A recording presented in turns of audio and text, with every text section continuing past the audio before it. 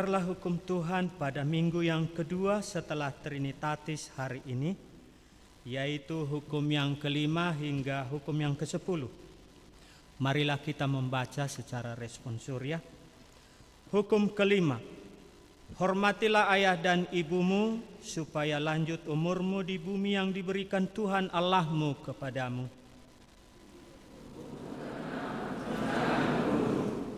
Hukum ketujuh, jangan berzina.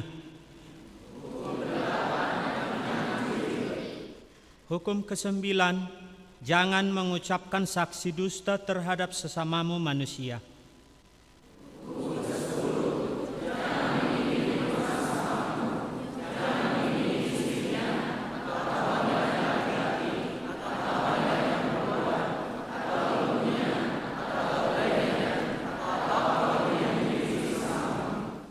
Demikian hukum Tuhan.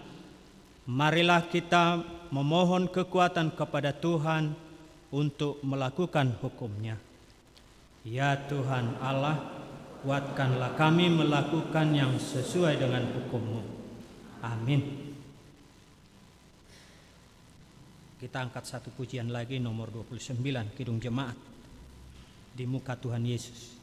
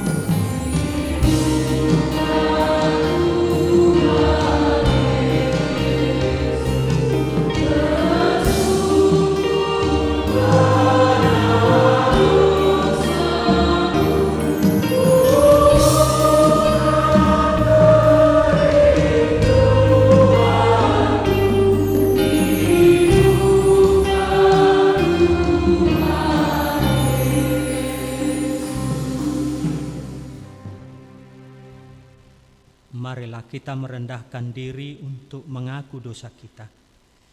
Ya Allah Bapa kami yang Maha Kuasa dan Maha Pengasih, kami orang berdosa yang hina ini datang ke hadapan-Mu yang kudus dan mulia mengaku meminta keampunan segala dosa dan kejahatan kami. Kami sering mendukakan Tuhan karena perkataan, pikiran dan perbuatan kami yang tidak benar. Kami tidak mengasihi Engkau dengan segenap hati, dengan segenap kekuatan dan dengan segenap akal budi kami. Dan kami tidak mengasihi sesama manusia seperti diri kami.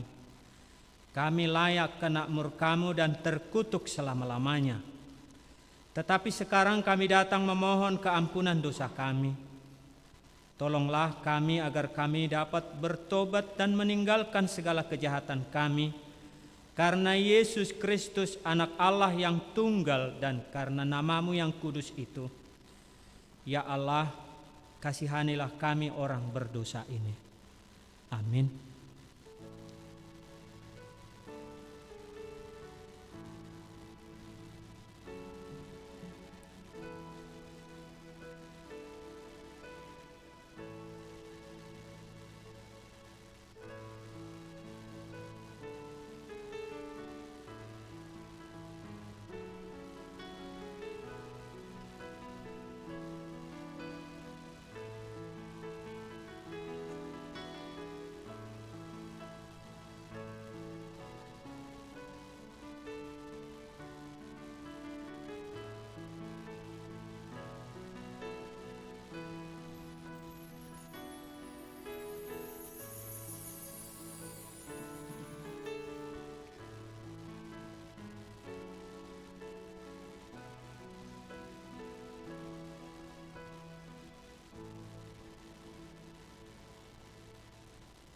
marilah kita mendengar janji Tuhan tentang pengampunan dosa. Karena semua orang telah berbuat dosa dan telah kehilangan kemuliaan Allah, dan oleh karena kasih karunia telah dibenarkan dengan cuma-cuma karena penebusan dalam Kristus Yesus. Kristus Yesus telah ditentukan Allah menjadi jalan pendamaian karena iman dalam darah-Nya. Kemuliaan bagi Allah di tempat yang maha tinggi. Amin.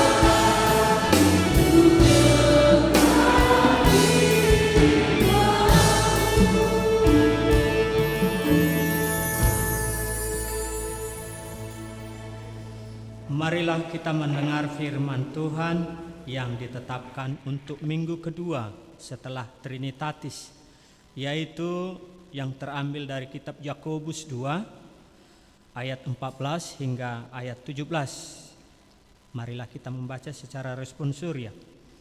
Apakah gunanya saudara-saudaraku jika seorang mengatakan bahwa ia mempunyai iman padahal ia tidak mempunyai perbuatan? Dapatkah iman itu menyelamatkan dia?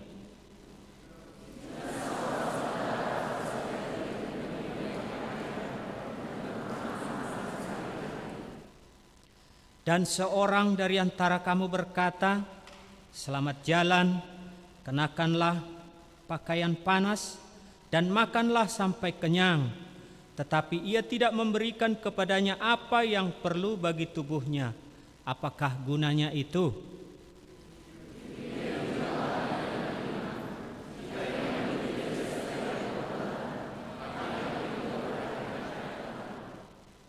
Demikianlah firman Tuhan. Berbahagialah orang yang mendengar firman Allah serta memeliharanya. Amin.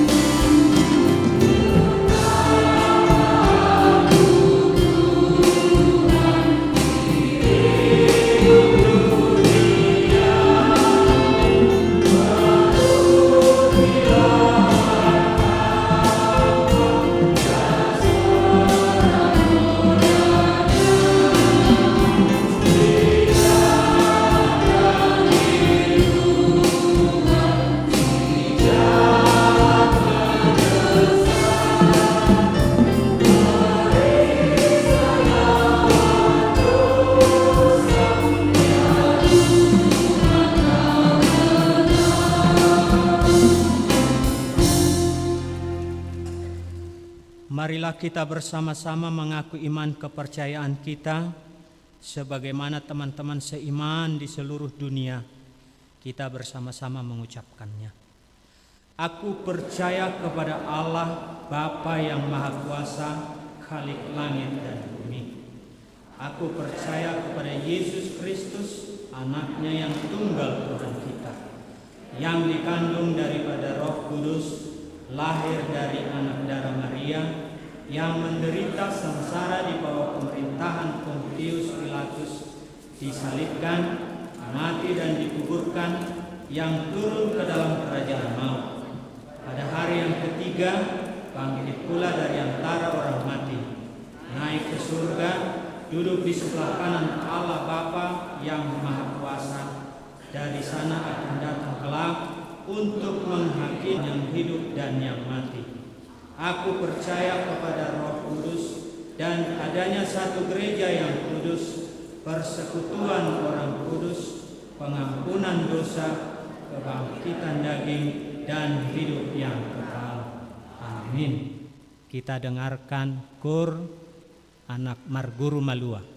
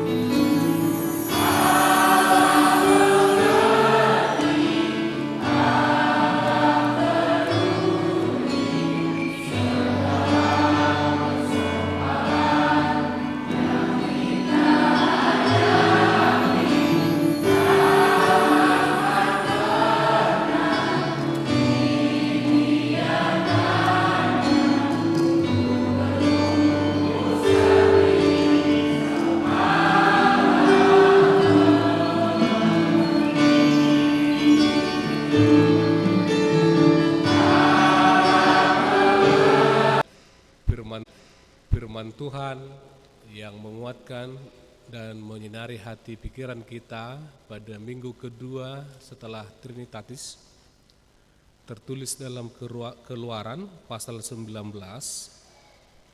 ayat 1-8. Saya akan membacakan bagi kita semua. Pada bulan ketiga setelah orang Israel keluar dari tanah Mesir, mereka tiba di padang gurun Sinai pada hari itu juga. Setelah mereka berangkat dari Rafidim, tibalah mereka di padang gurun Sinai. Lalu mereka berkemah di padang gurun. Orang Israel berkemah di sana di depan gunung itu.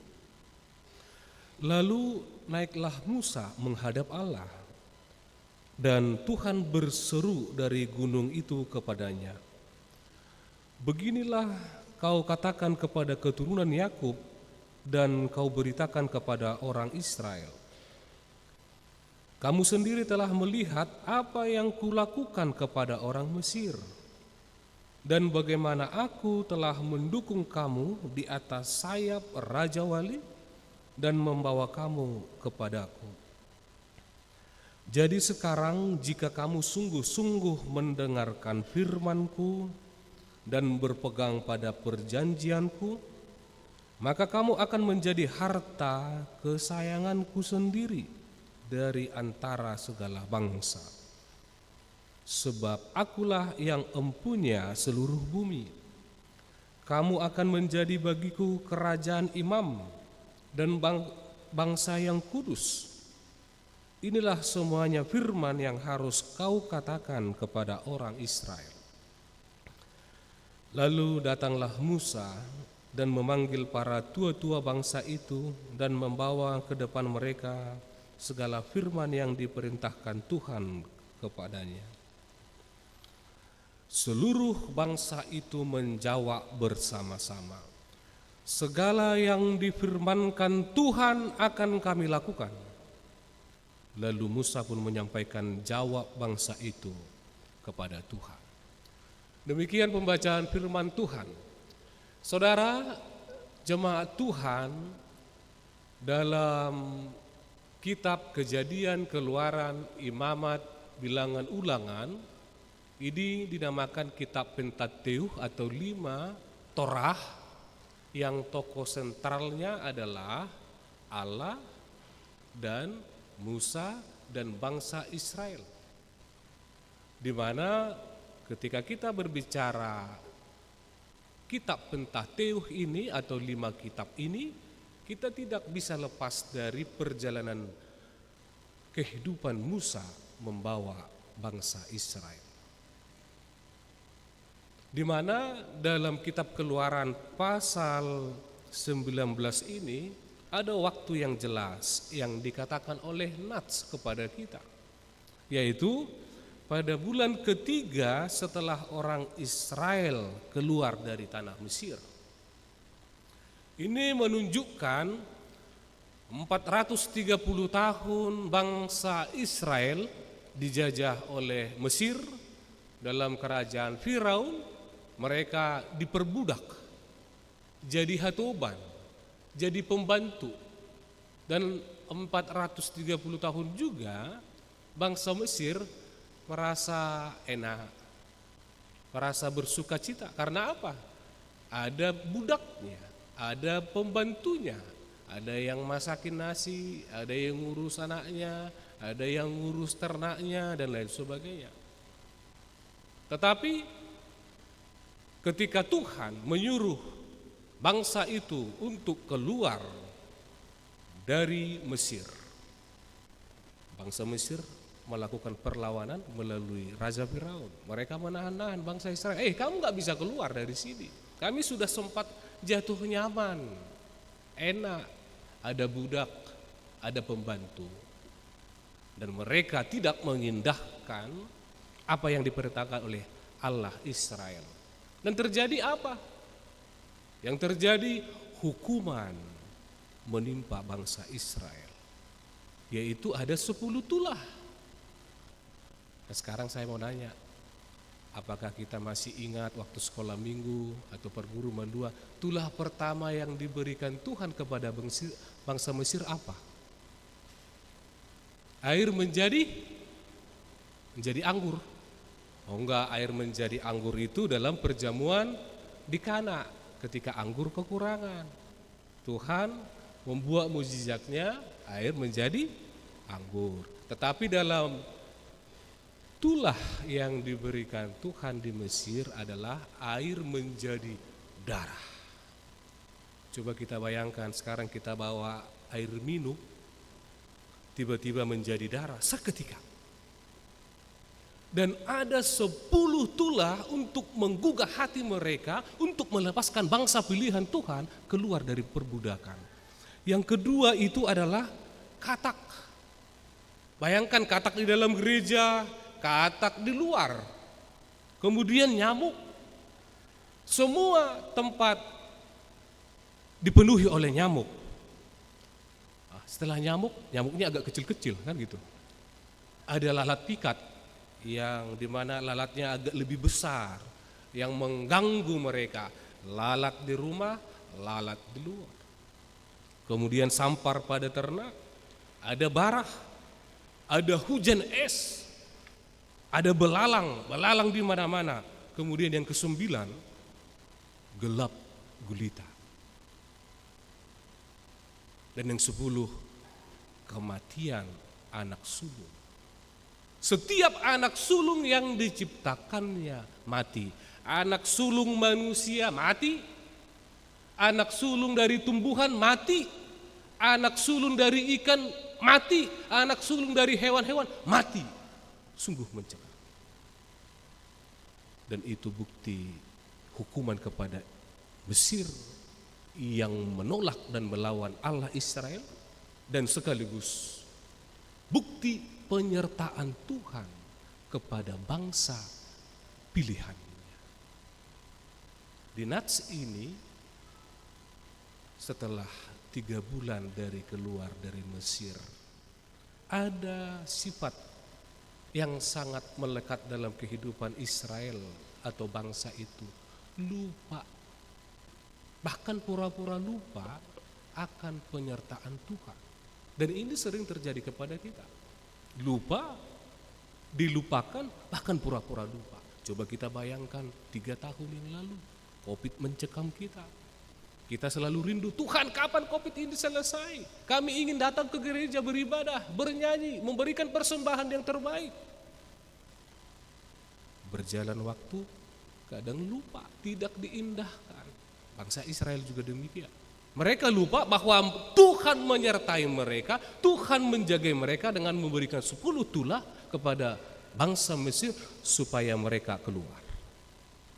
Dan kemudian penyertaan Tuhan yang kedua kepada mereka, ketika kamu keluar dari Mesir, Tuhan membukakan atau memurahkan hati bangsa Mesir.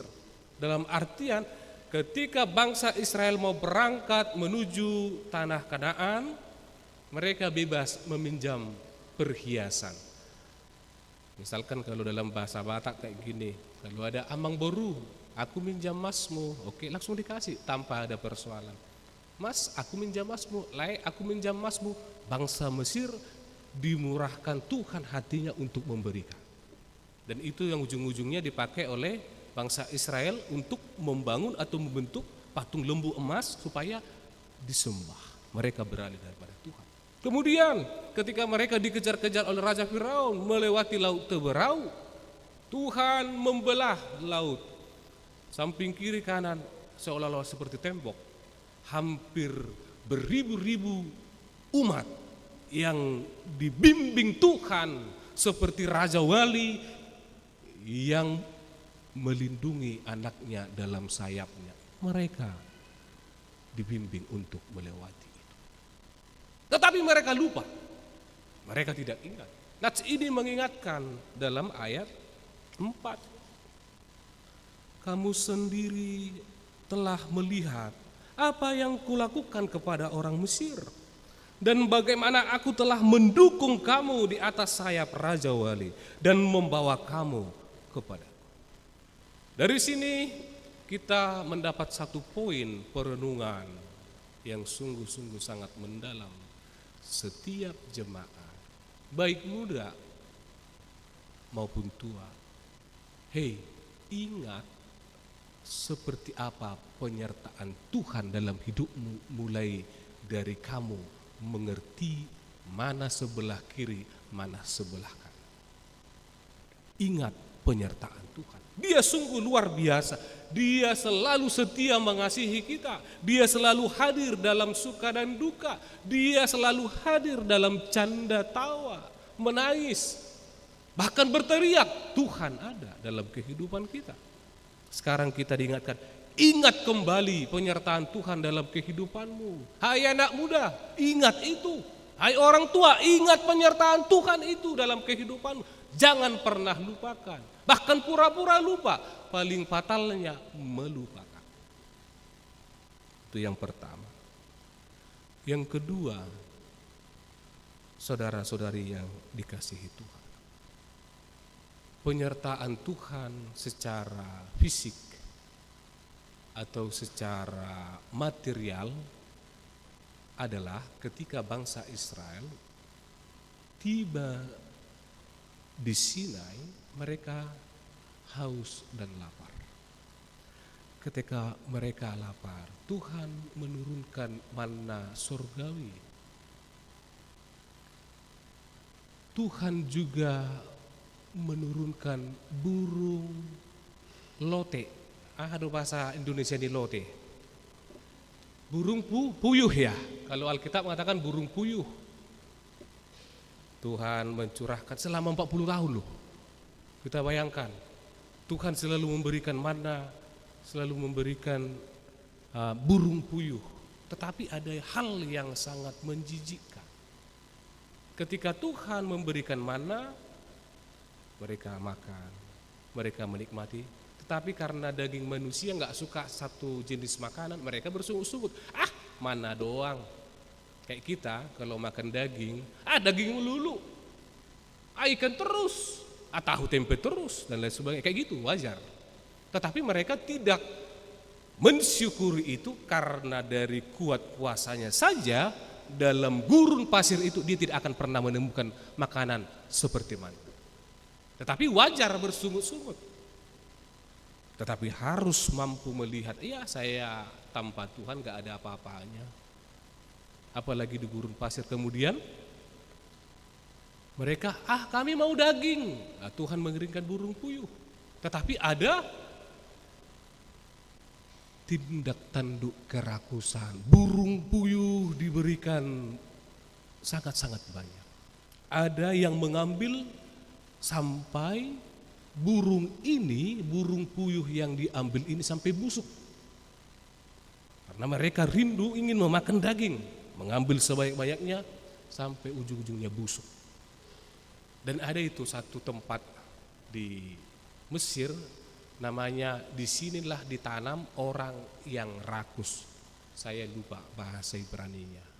Tetapi dalam bahasa Indonesianya, nama kuburan yang memakan sebanyak-banyaknya, menyimpan sampai busuk, dilabelkan dengan disinilah kuburan orang-orang rakus.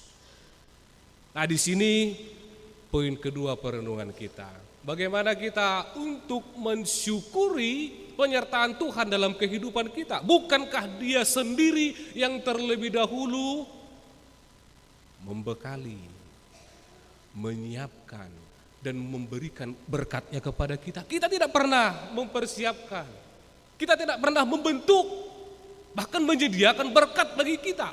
Itu semata-mata karena Tuhan. Tugas kita adalah mensyukuri. Ya, terima kasih Tuhan. Sekarang kami udah gak capek-capek lagi berjalan kayak orang Israel. 40 tahun berjalan, gak capek-capek lagi. Dari SBS ke sini udah naik motor, naik mobil. Coba sekarang kita ditantang. Siapa yang mau berjalan 40 tahun? Ada gak yang mau? Siapa yang mau berjalan 15 jam? Ada gak mau? Enggak, 5 menit aja jarak tempuhnya naik motor. Kan gitu. Bahkan 5 menit saja. Kita udah sangat sulit sekarang berjalan. Makanya banyak yang asam urat, gula tinggi, kolesterol dan lain sebagainya. Dan itu terjadi juga kepada saya. Jemaat Tuhan, mensyukuri penyertaan Tuhan ini tidak boleh hanya sebatas konsep, teori, dan cara berpikir. Mensyukuri berkat Tuhan itu harus ada action atau tindakan yang kita lakukan. Itulah yang difirmankan dalam epistel kita yang dikatakan oleh Yakobus. Apakah gunanya saudara-saudaraku jikalau seorang mengatakan bahwa ia mempunyai iman, padahal ia tidak mempunyai perbuatan. Orang yang mensyukuri akan penyertaan Tuhan, dia akan melakukan perbuatan baik. Dia akan tidak jemu-jemunya melakukan hal yang baik. Dan di dalam konsep berpikirnya, ketika saya melakukan perbuatan baik, itu adalah buah iman saya akan keselamatan daripada Tuhan.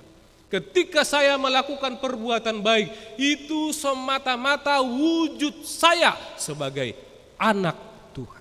Bukan melakukan perbuatan baik supaya selamat, supaya diberkati, supaya respon atau feedbacknya juga baik. Enggak.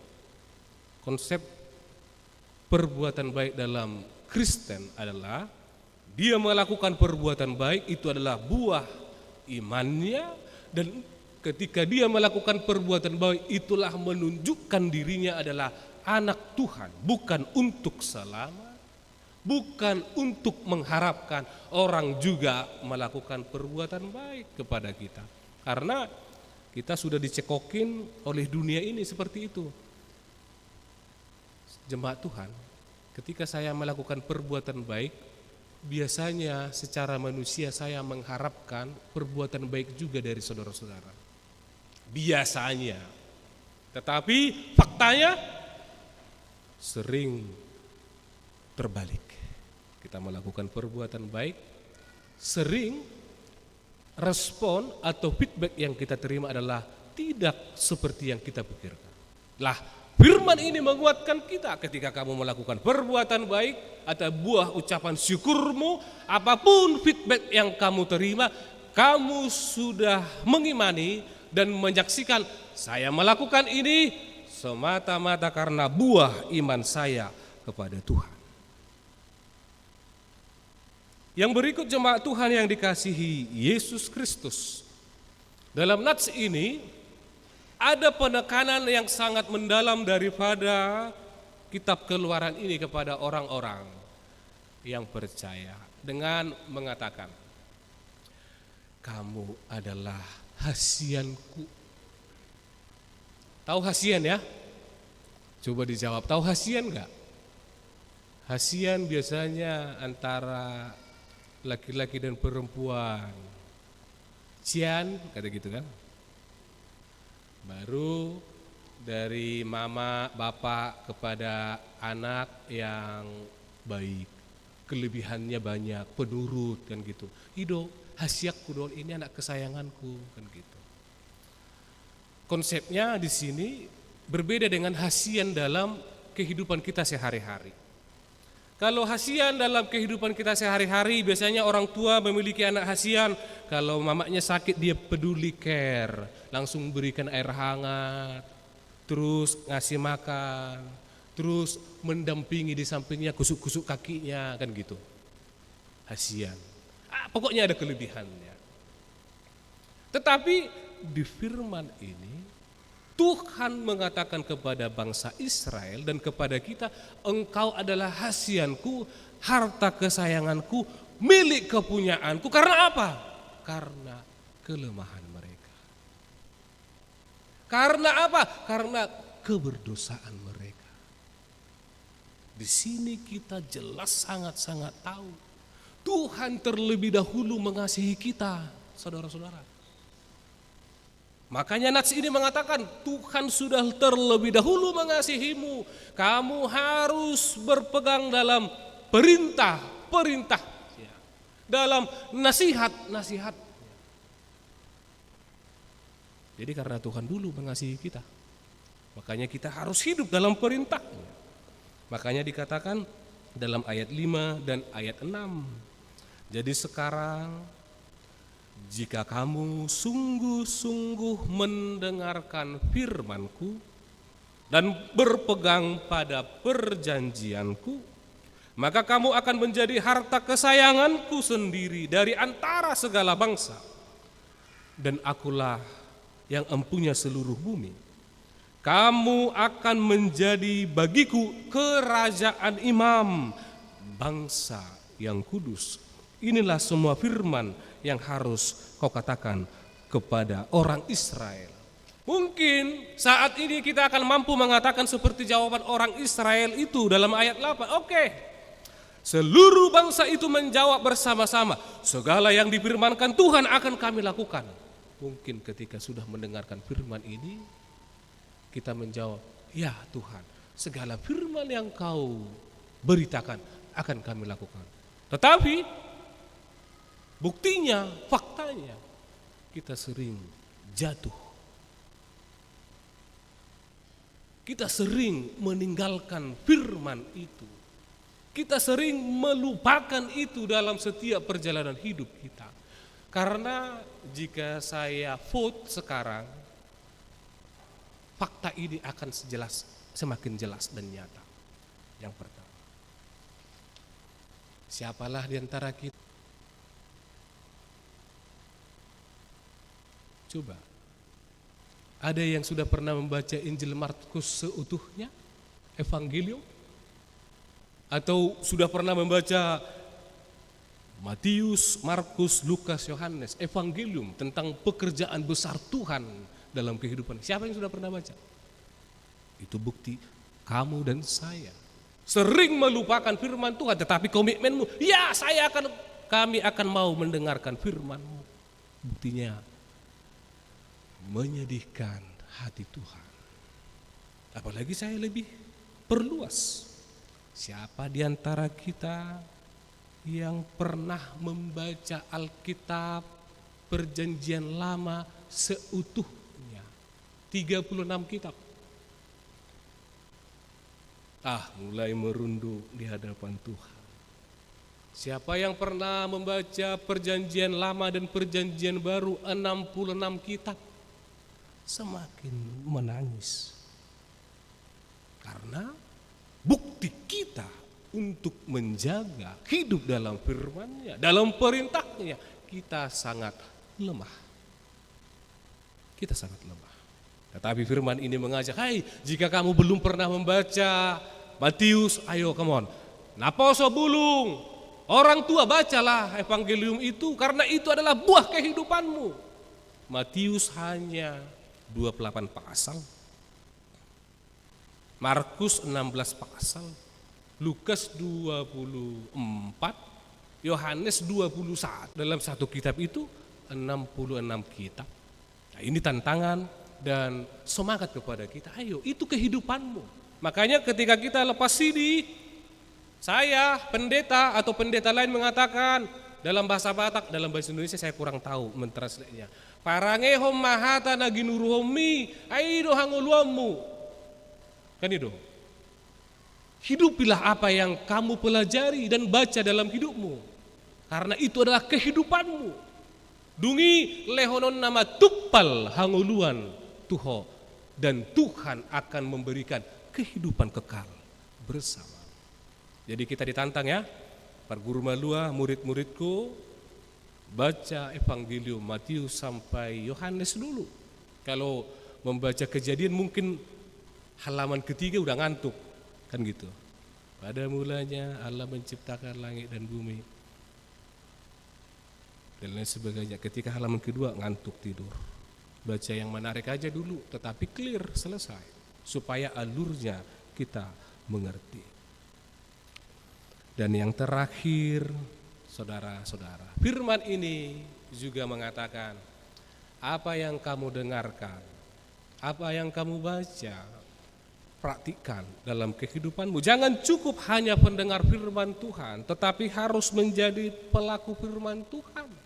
Jangan pernah memisahkan kehidupanmu di gereja ini dengan kehidupanmu di luar sana, tetapi itu harus satu kesatuan yang utuh. Bagaimana kamu mendengarkan Tuhan berkata di gereja ini, demikian juga jemaat Tuhan hidup di luar gereja ini. Ketika kamu baik di sini, kamu harus baik di luar gereja. Ketika kamu tekun dalam mendengarkan firman ini, kamu juga harus tekun di luar gereja. Kita harus menjaga marwah kita yang sudah dinubuatkan oleh Tuhan dalam perjanjian lama ini. Yaitu kita ini adalah kerajaan imam. Kita adalah bangsa yang kudus. Imam, kerajaan imam, orang yang selalu dekat mempersembahkan dirinya dalam perbuatan baik kepada Tuhan. Bangsa yang kudus adalah bangsa yang merawat, menjaga nama baiknya dalam hidupnya supaya tidak jatuh dalam pencobaan, supaya tidak menjadi batu sandungan. Oh, Naposo Bulung yang di Harapan Jaya itu iya memang baik, dia rajin beribadah. Jangan sebaliknya. Oh, ini rajin beribadah. Oh, masuk Naposo Bulung juga beribadah setiap pukul 15, tapi kok kelakuannya mabuk-mabuk, narkobaan. Oh enggak seperti itu. Kamu harus menjaga bangsa yang kudus dan kerajaan imam. Kiranya firman ini selalu memberkati kita. Kita semangat untuk hidup mewujudkan, ya kami akan melakukan perintahmu karena aku dan kamu semua adalah harta kepunyaanmu, hasianmu, dan milik kesayanganmu. Lakukan firman-Nya dalam hidupmu. Amin. Kita berdoa. Terima kasih Tuhan atas firman-Mu yang selalu mengingatkan kami untuk mengingat betapa besarnya penyertaan-Mu dalam kehidupan kami. Mulai kami Engkau lahirkan dari rahim ibu kami ke dunia ini, hingga saat ini kami boleh memperoleh hikmat, pengertian, kepintaran, kami bertumbuh sehat, kami boleh melanjutkan pendidikan kami, pekerjaan kami, bahkan membangun rumah tangga dan merawat anak-anak yang Tuhan berikan. Biarlah semua hidup kami seturut dengan kehendak-Mu, berusaha dan berjuang melakukan firman-Mu yang sudah kami dengarkan, yang sudah kami hayati dalam kehidupan kami sehari-hari. Dan kami Tuhan sering melupakan akan firman-Mu dalam kehidupan kami. Ingatkan kami melalui Rohul Kudus-Mu, agar kami selalu tekun, rajin untuk mendengarkan firman-Mu, dan kami akan mampu melakukan segala perintah-Mu, karena firman-Mu itulah kehidupan kami. Bapa, berkati jemaat-Mu ini, berikan kesehatan, kekuatan, hikmat dan pengertian yang masih dalam proses pembelajaran dan studi. Berikan hikmat, kerajinan, agar mereka selalu bekerja keras mencari ilmu pengetahuan, agar melalui kepintaran dan bijaksana yang Tuhan berikan kepada mereka, mereka semakin mengenal bahwa Tuhan sungguh luar biasa dalam kehidupan mereka. Dan yang akan mencari